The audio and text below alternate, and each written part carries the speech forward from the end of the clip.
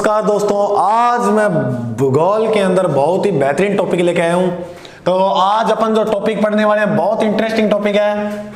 इस टॉपिक का नाम है अक्षांश व देशांतर रेखाएं। बच्चों के पता रहता है ये टॉपिक समझ नहीं आता। आज मैं आपको दावे के साथ कहता हूं, आज मैं पूरी ताकत के साथ ये आपको टॉपिक करवाऊंगा। बहुत आसान सा टॉपिक है और एग्जाम में आपको यहां से प्रश्न जो है वो देखने को मिल जाएगा। तो बेहतर तरह से टॉपिक को करना है, साथ साथ आप नोट्स बना लेना, बिल्कुल आसान सा है। ठीक है, तो देखो इधर अक्षांश देशांतर अगर बेहतर समझना है, थोड़ी थोड़ी बागड़ी बोलियो, हाँ बोलियो गुरुजी समझ आ जाएगी। हाँ, तो अक्षांश देशांतर ने बेहतर ना समझने वास्ते तो आप दो भागों में बांट लिया। सारों पहला पढ़ेंगे अक्षांश रेखाएं, फिर पढ़ेंगे देशांतर रेखाएं। पहले मैं आपको थोड़ी सी बात बता दूं कि ये अपना है ग्लोब। क्या है? ग्लोब। अब एग्जाम में कई बार एग्जामिनर प्रश्न पूछता है कि ग्लोब के निर्माता कौन है। क्या पूछेगा? ग्लोब के निर्माता कौन है। तो ग्लोब के जो निर्माता है उसका नाम है मार्टिन बैम। क्या नाम है? मार्टिन बैम। एक बार मेरे साथ बोलिए, दो तीन ऊट पटांग सा नाम होगा, लेकिन अठुंके ठा एग्जामिनर प्रश्न पूछ लिया। ग्लोब, ये जो ग्लोब है ना, इसका निर्माता कौन है? मार्टिन बैम।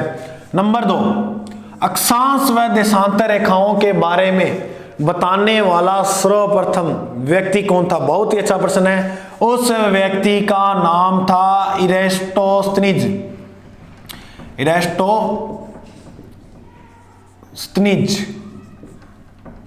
इरेस्टोस्थनीज ने अक्षांश व देशांतर रेखाओं के बारे में सबसे पहले बताया था। तो देखो, सबसे पहले अपन जो रेखा पढ़ेंगे उन रेखाओं का नाम है अक्षांश रेखाएं। कौन सी रेखाएं? अक्षांश। ऐसे अक्षांश, ऐसे आडी का आडी गुरुजी, आडी मतलब लेटडी। अक्षांश जो रेखाएं हैं वो पृथ्वी यानी ग्लोब के ऊपर इस तरह से हैं, और बच गई देशांतर वो फिर है सीधी है कौन। तो सारों पहले आप अक्षांश रेखाएं पढ़ेंगे। तो देखो, ये ग्लोब है, ग्लोब के अंदर समझाऊंगा, बेहतर समझ में आएगा। आपको एग्जामिनर प्रश्न कैसा भी घुमा के फेंक दे, आपका जो प्रश्न है वो गलत है नहीं होना चाहिए। देखो इधर, अब बीच वाले कहते हैं मध्य। इस रेखा का नाम है भूमध्य। क्या नाम है? भूमध्य रेखा। इसे कहते हैं 0 डिग्री अक्षांश रेखा, और इसे कहते हैं विषुवत रेखा या विषुवत रेखा। विषुवत रेखा। मेरी बात समझ में आ गई ना आपको? भूमध्य 0 डिग्री अक्षांश, विषुवत रेखा जो है वो अक्षांश रेखा यानी मध्यवर्ती अक्षांश रेखा है। अब मैं आपको समझा देता हूं रेखाएं बनाकर सारी। कितनी रेखाएं आपने को याद रखनी है, कितने एग्जाम में प्रश्न पढ़ते हैं। एक ही खींच लेना, इसके ऊपर फिर यहां से एक रेखा और है और इसको यहां खींच लेना, इसके ऊपर फिर यहां से एक रेखा है, इसको यहां खींच लेना। उसके बाद इस तरह से रेखाएं जाएंगी ये ऊपर तक, यानी ये दिशा कौन सी है? उत्तर है गुरुजी। तो इसे कहेंगे उत्तरी ध्रुव। क्या कहेंगे? उत्तरी ध्रुव। अब इसी तरह ये 3 रेखाएं नीचे खींच दो, 1 2 और अंत में जो बच गई वो क्या होगी? दक्षिणी। इसे कहेंगे, अपनी जो दिशा है ना वो कौन सी है? दक्षिण। तो इसे क्या कहेंगे? दक्षिणी ध्रुव। क्या कहेंगे? दक्षिणी ध्रुव। तो आपको इतना जो है बात समझ में आ गई। उत्तरी ध्रुव, दक्षिणी ध्रुव, भूमध्य रेखा, इतनी समझ में आ गई। हाँ गुरुजी माना बड़ी इतनी आ गई। अब देखो, अब जो ये रेखा है ना, अब इस तरह से ये 0 है। अब 0 से ये ऊपर बढ़ेंगी, 0 1 2 3 4 5 इस तरह से ऊपर बढ़ेगी, और इस रेखा पे आएगी तब इससे ये हो जाएगी संख्या 23.5 डिग्री। कितनी हो जाएगी? 23.5 डिग्री। और इस रेखा का नाम है करक रेखा। क्या नाम है? करक रेखा। फिर ये रेखाएं ऊपर जाएंगी, तो इस वाली रेखा ये कौन सी होगी? ये इसी तरह ऊपर जाएंगी तो क्या होगा? 66.5 डिग्री। एक बार इसका नाम मैं आपको बाद में याद करवाऊंगा, एक बार इधर देखते रहो। फिर नीचे आएंगे, नीचे इसी तरह सेम कंडीशन रहेगी, 23.5 डिग्री, और इधर भी 66.5 डिग्री। इस रेखा, इसका करक कैपिटल था यानी उत्तरी और करक, और नीचे मकर रेखा। ये कौन सी रेखा है? मकर रेखा। देखो दोस्तों, आपको एग्जाम में मैं कह रहा हूँ बेहतर समझ लेना इसको, एग्जाम में आपको प्रश्न देखने को मिल जाएगा। फिर यूँ मत कहना सर ये टॉपिक तो हमने छोड़ दिया था, कि सोचा कि अक्षांश देशांतर से प्रश्न नहीं पढ़ते, लेकिन आप रीट वगैरह पटवार जो भी एग्जाम की तैयारी कर रहे हो, राजस्थान लेवल या इंडिया लेवल, वहाँ से प्रश्न आ जाता है। तो याद रखना, बेहतर तरह से समझना इस टॉपिक को। तो करेक्ट, इस वाली रेखा का नाम क्या हो गया? मकर रेखा। अब एक रेखा ये है, एक ही है, एक तो है आर्कटिक, एक है अंटार्कटिक। अब आर्कटिक कौन सी है, अंटार्कटिक कौन सी है? लोचा इसमें होता है, नहीं लोचा लेना। ऊपर ऊपर सबसे छोटा नाम लिखेंगे, छोटा नाम है आर्कटिक का। आर्कटिक 66.5, आर्कटिक जो रेखा है वो कहाँ है? उत्तरी अक्षांश, उत्तरी अक्षांश या उत्तरी अक्षांश में जो रेखा है 66.5 डिग्री, उसे क्या कहते हैं? आर्कटिक। जबकि अंटार्कटिक है वो दक्षिणी अक्षांश में। अंटार्कटिका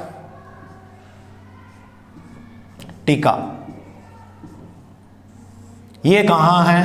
दक्षिणी अक्षांश में। तो अपनों ने सबसे पहले बात की अक्षांश की। अब ये जैसे यहां से लेकर इसे कहते हैं 90 डिग्री, और इसे भी 90 डिग्री, फिर ये 66.5 से 90 डिग्री, इधर 66.5 से 90 डिग्री। अब एग्जाम में पता है प्रश्न किस तरह से बनता है? प्रश्न ये बनता है कि अक्षांश रेखाओं की कुल लंबाई कितनी है। कुल पूछ लेना कि अक्षांश रेखाओं की कुल लंबाई कितनी है, तो 90, फिर दक्षिण में भी कितनी है? 90, और याद रखने की भूमध्य रेखा उसको भी जोड़ेंगे, +1 बराबर कितनी होगी? 181 डिग्री। यानी कुल अक्षांश रेखाओं की संख्या कितनी है? 181 डिग्री। कुल अक्षांश रेखाओं की संख्या 181। अब एग्जाम में कई बार क्या हुआ है कि प्रश्न ये दे दे, अब देखो आप देख के बता दोगे, इन सभी रेखाओं में सबसे बड़ी अक्षांश रेखा कौन सी है? बिल्कुल आसान, देखो सबसे बड़ी कौन सी लग रही है? यही लग रही है। तो भूमध्य है या 0 डिग्री या विषुवत रेखा सबसे बड़ी अक्षांश रेखा है।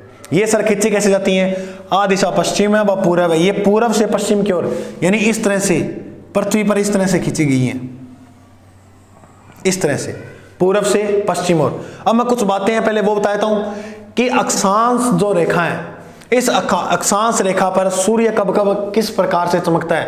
यानी अक्षांश रेखा जो है वो अपने आपने पढ़ाओ तो दिन रात या ऋतुओं का निर्धारण करती है। आपने पढ़ा है ना? हाँ गुरुजी में पढ़े है। जबकि समय का निर्धारण करने वाली जो रेखा वो देशांतर है, उसकी चर्चा अभी करेंगे अपन। तो एक बार अक्षांश रेखा बता देता हूं मैं आपको, ध्यान से सुनना। देखो ये बीच वाली है, बीच वाली से शुरू करेंगे, बिल्कुल आसान। देखो इधर एक अपने लिख लो यहां 21 तारीख याद रखनी है, 21 मार्च। ऊपर भी लिख दो 21 के बाद क्या आता है? 22, यहां लिख दो 22, और 22 के बाद आता है 23। समझ में आ गई?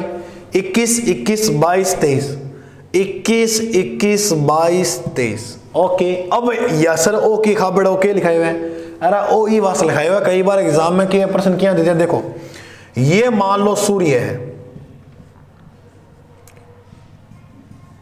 ओ सूर्य है। अब एग्जाम में प्रश्न पूछ लिया कि भूमध्य रेखा पर सर्वप्रथम जो सूर्य है वो कब चमकता है। तो भूमध्य रेखा पर सर्वप्रथम सूर्य कब चमकेगा? 21 मार्च को। अब देखो मार्च के बाद ये सूर्य जो है वो ऊपर की ओर उद्गान करता है, ऊपर की ओर चलना शुरू करता है। अब ऊपर की ओर जब चलना शुरू करेगा तो 21 के बाद क्या आता है? 22 मार्च, 23 मार्च, 24, 25, इस तरह से आगे चलता चलता मार्च के बाद अप्रैल, मई, जून की 21 तारीख को, जून की 21 तारीख को सूर्य चमकता है किस रेखा पर? कारक रेखा पर। बहुत ही इंपॉर्टेंट, बार बार एग्जाम में प्रश्न आ चुका है। गुरुजी क्यों? क्योंकि कारक रेखा सुना हो तो भारत से गुजरती है, अपने भारत से गुजरने वाली जो रेखा है उस रेखा का नाम क्या है?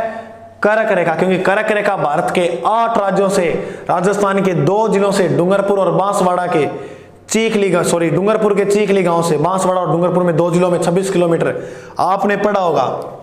तो कारक रेखा भारत के 8 राज्यों, राजस्थान के 2 जिलों से। अब मेरी बात ध्यान सुनो। अब 21 जून को जब सूर्य चमकेगा कारक रेखा पर, इस दिन यानी जून वाला सूर्य सीधा चमकेगा कर्क रेखा पर, तो कितनी खतरनाक गर्मी होगी आप, यानी सूर्य का ताप सीधा कर्क रेखा और कर्क रेखा पर भारत आता है। तब आपने देखा होगा कि भारत के अंदर जून के महीने में बहुत खतरनाक गर्मी होती है। गर्मी क्यों होती है? क्योंकि जिस वक्त सूर्य जो होता है वो पूरा सीधा का सीधा भारत पे आकर खड़ा होता है। और 21 जून को ही भारत में एक दिवस मनाया जाता है जिसे कहते हैं अंतरराष्ट्रीय योग दिवस। तो अंतरराष्ट्रीय योग दिवस कब मनाया जाता है? 21 जून को। कई बार के एग्जामिनर थोड़ा सा थारो दिमाग विकासशील कोनी हुए हैं, क्योंकि आप विकास करेंगे उन दिमाग ने है कोनी। कई बार एग्जामिनर यूं प्रश्न दे देता है कि 21 जून को सूर्य चमकता है कर्क रेखा पर, तो ये बताओ कि भारत का सबसे बड़ा जो दिन होगा वो कब होगा?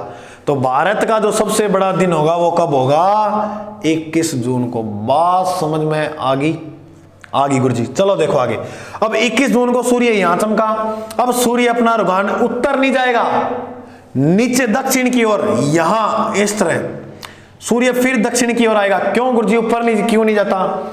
ऊपर नहीं जाता, ये क्या कर, देखो आपने सुना होगा 6 महीने दिन 6 महीने रात। वो जो परिस्थिति होती है वो यहां होती है आर्कटिक और अंटार्कटिका में।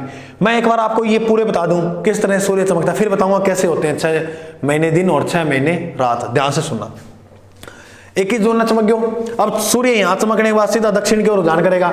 दक्षिण में जून के बाद आगे जो जो मंथ आते रहे, उसके बाद सितंबर की 23 तारीख को सूर्य फिर चमकेगा। कहां? भूमध्य रेखा पर। जब सूर्य 23 तारीख को यानी जब सूर्य भूमध्य रेखा पर होगा तो कर्क रेखा में भी सेम सिस्टम होगा। और मकर गुरुजी सेम मतलब सिस्टम का मतलब ये कि जिस तरह से मौसम सामान्य अपने कर्क रेखा में होगा उसी तरह मौसम मकर रेखा पर सामान्य होगा। कोई इसमें वो नहीं। तक क्या गुरुजी किया? देखो आपने देखा होगा मार्च वाले महीने में अपने किसी शादी ब्याह में जाते हैं तो अपने जो मन में आए वो कपड़े पहन सकते हैं। अगर आपको कोट पैंट पहनना है तो कोट पैंट, क्योंकि मौसम इसी तरह से होता है, कोट पैंट भी पहन सकते हो। अगर आपको शर्ट पहनी है तो आप शर्ट भी पहन सकते हो अकेली, है या नहीं? तो वो क्यों? क्योंकि उस समय जो अपनी रेखा होती है वो कहां होती है? भूमध्य रेखा पर। आगे देखो 23 सितंबर को सूर्य कहां चमकेगा? भूमध्य। यानी एग्जाम में प्रश्न पूछ लिया है कि भूमध्य या 0 डिग्री अक्षांश पर दूसरी बार सूर्य कब चमकता है? तो दूसरी बार कब चमकता है? 23 सितंबर। और अंतिम महीना कौन सा होता है? अंतिम महीना गुरुजी हुआ दिसंबर को। तो 22 दिसंबर को जो सूर्य चमकता है वो किस रेखा पर चमकता है? वो मकर रेखा पर चमकता है। मेरे प्रिय अभ्यर्थियों, बात समझ में आ रही है ना आपको? बात समझ में आ रही है तो दबा के लाइक और शेयर ठोक दो, और इसे वीडियो को ज्यादा से ज्यादा अपने दोस्तों में शेयर करना, क्योंकि और कमेंट करना मत भूलना कि गुरुजी अच्छी लगी। अच्छी अगर आप कमेंट करके बताओगे थोड़ा सा दिल को क्या है सुकून मिलेगी। और अगर सर के यानी मास्टर के दिल को सुकून मिला तो समझ सकते हो आगे जितने भी टॉपिक लाऊंगा बहुत ही खतरनाक तैयारी के साथ लाऊंगा। अब देखते रहो इधर। अब कहानी क्या है कि अपने को यह पता लगा कि 21 जून को सूर्य कर्क रेखा पर चमकेगा, 21 मार्च को भूमध्य रेखा पर, 23 सितंबर को भूमध्य रेखा पर और 22 दिसंबर को मकर रेखा पर चमक। इतनी बात गुरुजी हमारे समझ में आ गई। अब देखो इधर भारत किस रेखा में आता है? कुछ ऑब्जेक्टिव प्रश्न बन सकते हैं। भारत किस रेखा में आता है? कर्क रेखा में। दोस्तों एक महाद्वीप है, महाद्वीप, और इस महाद्वीप का नाम है अफ्रीका। क्या नाम है? अफ्रीका। और इस तरह से एक महाद्वीप ही है, क्योंकि महाद्वीप कितने हैं? 7 और 5 महासागर हैं। ये अफ्रीका हो गया। ये जो है ये है ऑस्ट्रेलिया। ये क्या है? ऑस्ट्रेलिया। ये अपना क्या है? भारत। सोना की चिड़िया वो अपना भारत है। सारे जहां से अच्छा हिंदुस्तान हमारा। ये भारत है, ये अफ्रीका है, ये अमेरिका। तो कई बार एग्जामिनर ये तो 3 आप याद रखना कि भारत से गुजरने वाली अक्षांश रेखा का नाम कर्क। ऐसा कौन सा द्वीप है जिसमें से तीनों रेखाएं गुजरती है? तो अफ्रीका महाद्वीप एकमात्र ऐसा महाद्वीप है जो कर्क रेखा, भूमध्य रेखा और मकर रेखा के मध्य स्थित है। तो आपने देखा होगा तीनों तरफ प्रकाश झेल रहा है भाई साहब। अब प्रकाश झेलेगा तो काले होंगे लोग, क्योंकि धूप काला है। तो बायडा देखा होगा थे अफ्रीका का। चलो छोड़ो, बेकला से बताओ है। मकर रेखा ऑस्ट्रेलिया महाद्वीप से गुजरने वाली अक्षांश रेखा का नाम मकर रेखा। इतनी कहानी समझ में आ गई था ना? हाँ गुरुजी बढ़िया तरीके आ गई। अब देखो एक चीज और समझ लियो अक्षांश में। हाँ सारी बताऊंगा, बीच की दूरी की ने के क्या कितनी हो है सारी चर्चा करांगा। तो एक बार मैं थोड़ा सा और बता दूं था ना कि और एंथेटिक बात। देखो ध्यान से, ये सिस्टम है ना, इसको अपने अनेक भागों में बांटेंगे। देखो अब ये मैंने ग्लोब बना दिया, अब वो आप किस तरह से प्रश्न घुमा दे इनमें, आप बता दोगे कि सर ये प्रश्न सीधा ऐसे बनेगा। देखो इस भाग को कहते हैं शीत। अब शीत कहनी इन आठी छोड़ दो एक बार का गुरु जी की। देखो मैं थाने बताऊं, ये जो अक्षांश रेखाएं होती है ना, इन अक्षांश रेखाओं की बीच की दूरी को कहते हैं कटिबंध। अक्षांश रेखा के बीच की दूरी को क्या कहते हैं? कटिबंध। अक्षांश रेखा के बीच की दूरी को कटिबंध, कटिबंध, कटिबंध। अक्षांश रेखा के बीच की दूरी को कटिबंध कहते हैं। और बीच की दूरी कितनी होती है? 1 1 1 यानी 111 किलोमीटर। कितनी होती है? 111 किलोमीटर। बिल्कुल आसान। कटिबंध, बीच की दूरी किसे? अक्षांश रेखाओं के बीच की दूरी को कटिबंध कहते हैं। दूरी कितनी होती है? यानी इन एक, जैसे ये मान लो अक्षांश रेखा है, ये एक है, इसके ऊपर भी एक अक्षांश रेखा खींची गई है, इन दोनों की जो बीच की दूरी है वो कितनी है? तो वो 111 किलोमीटर है। ओके, अब मेरी बात ध्यान सुनो, एक इसको निकाल दो, निकाल दियो गुरु जी। अब यहां है ना, इस भाग को क्या कहते हैं? ये क्या लिख दिया मैंने? शीत। और अक्षांश रेखा के बीच की दूरी क्या कहते हैं? कटिबंध। तो इसका नाम हो गया शीत कटिबंध। शीत, वो दया लगा दिया, थोड़ा हिंदी में ना आ रही है ना दिख रहे क्या, क्योंकि जिक्का रो मास्टर कई बार आवाज ही कर देनी तो ऐसा शब्द लिख दिया है को नहीं, क्योंकि बेहतर टॉपिक कराने के लिए ना तो एक बात शब्द यहाँ लिख देनी तो थे थोड़ा ज्यादा गौर करो भी शब्द पे। कटिबंध मैं इसलिए दया लगाया क्योंकि आप इसको याद हो जाएगा कंठस्थ, ये नहीं आप वीडियो में समझ आ जाएगी कि अक्षांश रेखा दया वो लिखाए हो तो दया से याद हो जाएगा कटिबंध, दया ओ लगो। लेकिन ठीक है, अब सेम ये वाली कंडीशन नीचे रहेगी, यहां भी आप क्या लिखोगे? शीत कटिबंध। ओके लिख दोगे? ओके गुरुजी लिख देंगे। अब देखो तो ओ लिख देगा, ओ लिख देगा। अब एक इस भाग को निकालेंगे और एक इस भाग को निकालेंगे, फिर इधर भी सेम पोजीशन, एक इस भाग को और एक इस भाग को। इन दोनों भाग को क्या कहते हैं? और इन दोनों भाग को। तो ये क्या लिखा था गुरुजी? ये तो आपने लिखा था शीत, तो ओ की मात्रा लगा दो और कुछ नहीं करना, इसे कहेंगे शीतोष्ण कटिबंध। क्या कहेंगे? शीतोष्ण कटिबंध। इसका भी नाम क्या हो जाएगा? शीतोष्ण कटिबंध। ओके, अब देखो, अब एक भाग ये निकाल लो और एक भाग आप ये निकाल लो यहां से।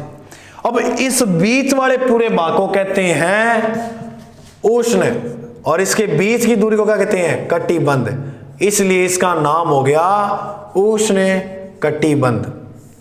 अब थे देखो जलवायु पढ़ो। अब आपसे एग्जाम में प्रश्न पूछते हैं कि भारत की जलवायु कैसी है। अब बेटी का बापों इन ध्यान सुनो, भारत देखो, उत्तरी जो भारत है वो आता है किसके अंदर? आर्कटिक रेखा का उत्तरी भारत, और दक्षिणी भारत वो है कर्क रेखा का। तो यानी कहने की बात ये कर्क रेखा गुजरती है, लेकिन ऊपरी जो उत्तरी भारत की जलवायु है वो कैसी है? शीतोष्ण। जबकि दक्षिण भारत की जलवायु वो कैसी है? उष्ण कटिबंध। तो भारत की जो जलवायु है वो उष्ण कटिबंधी क्यों मानी जाती है? देखो बहुत कारण आते हैं, जब मैं मानसून टॉपिक करवाऊंगा ना आपको तब बताऊंगा क्या क्या कारण है। एक बार मैं बता देता हूं, यहां अपने इस तरह से फैला हुआ हिमालय, तो सबसे बड़ा जो कारण, अनेक मत दिए विद्वानों ने, सबसे बड़ा जो कारण माना गया वो क्या माना है? हिमालय का। यानी ऊपर से जो ठंडी हवाएं आती हैं उसको हिमालय जो है वो दीवार का काम करता है, वो हवाओं को रोक देता है, तो वो भारत में आती नहीं है। तो भारत की जो जलवायु का प्रभाव रहता है वो कैसा रहता है? उष्ण कटिबंधीय मानसूनी प्रकार की जलवायु। तो इतनी कहानी समझ में आ गई कि ओहो आपने अक्षांश रेखाएं। ओके दोस्तों, तो ये थी अपनी अक्षांश रेखाएं। इसके बाद अपन पढ़ेंगे देशांतर रेखाएं। कौन सी रेखाएं? देशांतर। इसे आप उतार लेना बेहतर तरह से, इसी तरह जैसे मैंने बनाया ना इसी तरह से आप नोट्स बना लेना। ओके ओके गुरुजी बना लेना, टेंशन ना ले, कौन लो टेंशन, थारी टेंशन कौन लियो मैं, किया मन ठाया थे मेहनती हो। देखो बढ़िया तरह से तैयारी करनी है अपने को। अब की बार 2021 के अंदर सिलेक्शन करवा रहा है, सिलेक्शन करवाना है तो करवाना है, कुछ भी हो जाए, आंधी तूफान कुछ भी आ जाए, है या नहीं है, तेरी सांसों से पहचान लूंगा, धरती पे कहां भी होगी, नौकरी ने कहना है ना, तो और की नहीं कहना। तो अक्षांश देशांतर, अब आप पढ़ा किसी रेखा? देशांतर रेखा। तो लिख ला देशांतर रेखा, देशांतर रेखा। अब देखो मैं चाहूँ तो अलग अलग भागा मैं इन क्लास को, क्योंकि 19 सेगमेंट की शायद वीडियो होगी तो, लेकिन कि मैं एक में समझा दूंगा तो बढ़िया समझाऊंगा। दूसरा भाग में कि थोड़ा सा टॉपिक है अक्षांश देशांतर तो मैं थाने में करा दूँ, ठीक है। 8वां प्रश्न थाने देखने मिल जाएगा एग्जाम में, टेंशन ना लियो, बढ़िया तेरे हूँ यानी मेरा हूँ जितो मैं इतो मैट्रिक के अंदर फील्ड कर दियो। ओके तो देखो देशांतर रेखा, देशांतर रेखा भी बेहतर समझने के लिए सबसे पहले अपन ग्लोब बना लेंगे। ये बन गया अपना ग्लोब। अब मेरे को बताओ प्रश्न, ग्लोब का निर्माता कौन है? कौन है? मार्टिन बैम, है नी बोई। तो अब देखो एस या डी एक्स अक्षांश रेखा इस तरह से पड़ी थी। अब जो देशांतर रेखाएं हैं वो इस तरह से हैं। ग्लोब के ऊपर जो देशांतर रेखाएं हैं वो अपन इस तरह से पढ़ेंगे।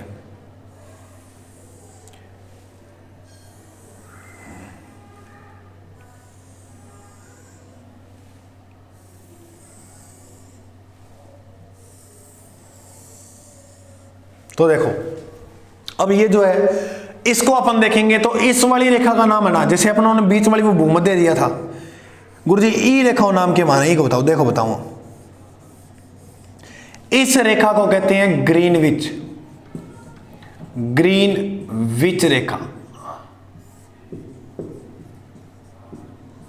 इस रेखा को क्या कहते हैं? ग्रीन, यानी बीच वाली जो रेखा होती है देशांतर, उस रेखा को कहते हैं क्या? ग्रीनविच रेखा। देखो कुछ सामान्य प्रश्न बता देता हूं किस किस तरह से आएंगे।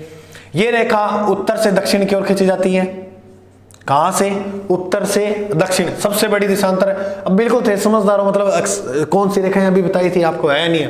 देखो देशांतर रेखाओं की, जैसे अपनों ने वहां पढ़ा था कि कुल अक्षांश रेखाएं जो होती हैं वो 181 होती है। कितनी होती है? 181। जबकि अब आपसे पूछ ले कुल देशांतर रेखाएं कितनी होती है, तो कुल देशांतर जो रेखा होती है वो होती है 360 डिग्री। क्या गुरुजी किया? तो देखो किया 180 डिग्री इधर होती है और 180 डिग्री उधर होती है। 180 और 180 360। अगर एग्जाम में प्रश्न पूछ ले कि कुल देशांतर रेखाओं की संख्या कितनी होती है, तो कितनी होती है? 360। इनके बीच की दूरी को क्या कहते हैं? तो दोस्तों इनके बीच की दूरी को कहते हैं गोरे। गोरे लिख लेना पास में, बीच की दूरी को गोरे, साथ साथ बनाते रहना। देशांतर रेखा, अक्षांश रेखाओं के बीच की दूरी को कटिबंध, देशांतर रेखाओं के बीच की दूरी को क्या कहते हैं? गोरे। गुरुजी बीच की दूरी उसमें तो होती है 1 1 1 यानी 111। इसमें कितनी होती है? तो इसमें क्या है? 3 2 लगा दिया गया है, को नहीं 3 ही खींची है, 3 2। तो इसकी जो देशांतर रेखाओं की बीच की जो दूरी होती है वो होती है 111.3 यानी 32 किलोमीटर। अब एग्जाम में प्रश्न पूछ लिया है कि एक अक्षांश रेखा सूर्य को पार करने में कितना समय लेती है। तो दोस्तों एक जो अक्षांश रेखा है वो सूर्य को पार करने के लिए कितने मिनट लेती है? तो कितने मिनट लेती है? 4 मिनट। बहुत ही महत्वपूर्ण प्रश्न है, याद कर लेना, उंगली पे रट लेना। रात में 1 बजे पूछ लेना, तारा सपना आगे तो ही बताओ गुरुजी 4 मिनट। अक्षांश रेखा सूर्य को देशांतर रेखा सूर्य को पार करने में कितना समय लेती है? तो कितना लेती है? 4 मिनट।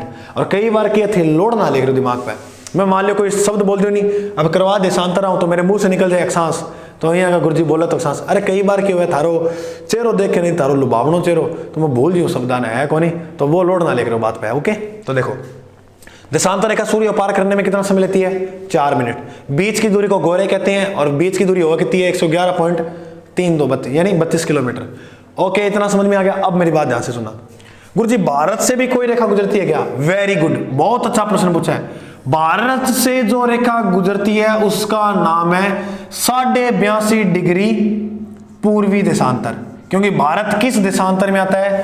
पूर्वी देशांतर में। जबकि अक्षांश किस बताओगे आप? अक्षांश भारत किस अक्षांश में आता है? कौन सी दिशा पड़ी थी? उत्तर, तो भारत उत्तरी अक्षांश में आता है। किस देशांतर में? क्योंकि बीच वाली रेखा ही है। इधर से वाली दिशा कौन सी है? पूर्व, तो भारत पूर्वी देशांतर के अंदर आता है। साढ़े पूर्वी देशांतर है, साढ़े पूर्वी देशांतर भारत से गुजरती है। यह भारत के इलाहाबाद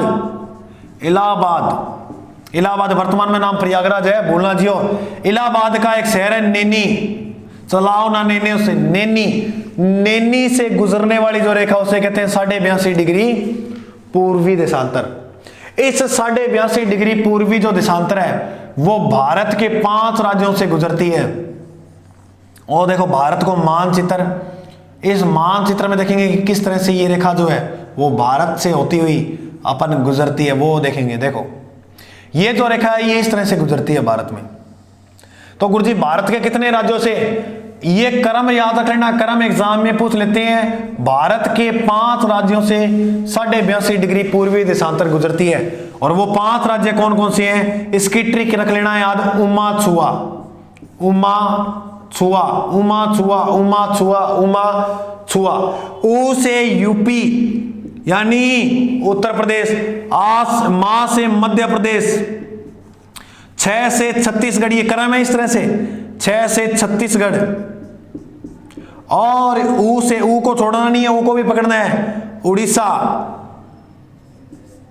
और अंत में बच गया आ से हो जाएगा आंध्र प्रदेश। ओके मेरे प्रिय दोस्तों, समझ में आ गई। उमा छुआ उत्तर प्रदेश, मध्य प्रदेश, छत्तीसगढ़, उड़ीसा, आंध्र प्रदेश। चुटकियों में उड़ा दोगे इन ऐसे प्रश्नों को। क्वेश्चन देखो किस तरह से बन सकता है कि निम्न में से देशांतर रेखाओं से गुजरने वाला राज्य है, नहीं है, तो कौन सा नहीं है। ये 5 तो आपको बेहतर कंठस्थ होने चाहिए। मैं इस बात का दावा करता हूं। आप अक्षांश देशांतर ये पूरा वीडियो कंठस्थ कर लो। अगर इससे बाहर, इससे बिहाइंड अगर कोई प्रश्न देखने को मिल जाए तो आप कमेंट, क्योंकि पिछले 10 साल के भी प्रश्न आप उठा के देख सकते हो। इससे बाहर जहां तक मेरा मानना है, जहां तक मेरी ताकत लगाई है मैंने इस टॉपिक को तैयार करने में, मेरे को नहीं लगता कि एग्जामिनर इससे बाहर सोच सकता है। बाकी कोई कह भी नहीं सकते, है या नहीं है। आगे देखो, उमा छुआ उत्तर प्रदेश, मध्य प्रदेश, छत्तीसगढ़, उड़ीसा, आंध्र प्रदेश। आगे देखो कि इलाहाबाद के नैनी साइड से 82.5 डिग्री। अब ये जाएंगे ना अपने इधर पश्चिम की ओर, ये दिशा कौन सी है, पश्चिम। तब इस देशांतर रेखाओं का जो समय है वो माइनस में चलता है, यानी कम होता है। अगर अपने ये रेखाएं इस तरह से जाएंगी ना इधर, तो जो समय होगा वो क्या होगा, कम होगा। लेकिन याद नहीं रखना, बस इधर रख लेना कि समय कहां का बढ़ता है, कहां का घटता है। तो पश्चिमी देशांतर रेखाओं का समय घटता है, जबकि पूर्वी देशांतर रेखाओं का समय बढ़ता है। अब भारत से गुजरने वाली जो रेखा है उसका तो नाम है पूर्वी देशांतर, तो समय बढ़ेगा। तो कई बार प्रश्न पूछ ले, इस यहां मान लो 12 बजे हैं, क्या बजे हैं, 12। तो अब पूछ मिला है एग्जाम में कि भारत का ग्रीनविच या देशांतर रेखा से जो समय वो 82.5 डिग्री पूर्वी देशांतर कितने घंटे आगे है, यानी भारत का समय इस ग्रीनविच से कितने घंटे आगे है। तो आप याद रखना, बहुत ही मोस्ट इंपॉर्टेंट है, भारत का जो समय है वो 5.5 घंटे आगे है। कितने घंटे आगे है, 5.5 घंटे। बहुत ही मोस्ट इंपॉर्टेंट लाइन है कि भारत का जो समय है 82.5 डिग्री पूर्वी देशांतर वो कितने घंटे आगे है। तो कितने घंटे आगे है, 5.5 घंटे आगे। अब मेरी बात ध्यान सुनो, अपनों ने वो इस तरह से रेखाएं खींची थी। अब मैं बाहर ठाठा बना दियो, लोड ना लियो, मैं एक चीज बताने वाला हूं आपको। अब सुनो ध्यान से, इस तरह से बनाया था अपनों ने। अब एग्जाम में क्या पूछता है, अपने इतना ही कंठस्थ करके जाते हैं। एग्जाम में पूछ लेता है कि अक्षांश व देशांतर रेखाओं के बीच की दूरी को क्या कहते हैं। देखो अपनों ने गोरा पढ़ लिया, कटिबंध पढ़ लिया, लेकिन इन दोनों की भूल जाते हैं। देखो अब ये क्या बन गया, गुरुजी तो जाल से बन गया, तो जाल को क्या कहते हैं, ग्रिड। अक्षांश व देशांतर रेखाओं के बीच की दूरी को कहा जाता है ग्रिड। बहुत ही मोस्ट इंपॉर्टेंट, ये याद रख लेना कि अक्षांश देशांतर रेखाओं के बीच की दूरी को क्या कहा जाता है, तो कहा जाता है ग्रिड। तो दोस्तों ये था अक्षांश व देशांतर टॉपिक। छोटा सा टॉपिक था, छोटा सा, कोई लंबी चौड़ी कहानी नहीं है। बिल्कुल मेरा जहां तक मानना आपको यहाँ क्लास के अंदर ही याद हो गया होगा। बिल्कुल आसान है। इसके साथ साथ नोट्स बना लेना।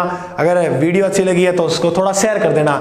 थोड़ा सा व्यू वगैरह अच्छे आते हैं तो मनोबल बढ़ता है, मनोबल बढ़ेगा तो मास्टर देखो कितने खतरनाक टॉपिक लेके आता, आगे जितने भी लेके आएगा। तो दोस्तों आपका प्रेम अच्छा मिल रहा है मेरे को, तो वीडियो देखने के लिए धन्यवाद। बाकी मिलते हैं नेक्स्ट भाग में, तब तक के लिए जय हिंद।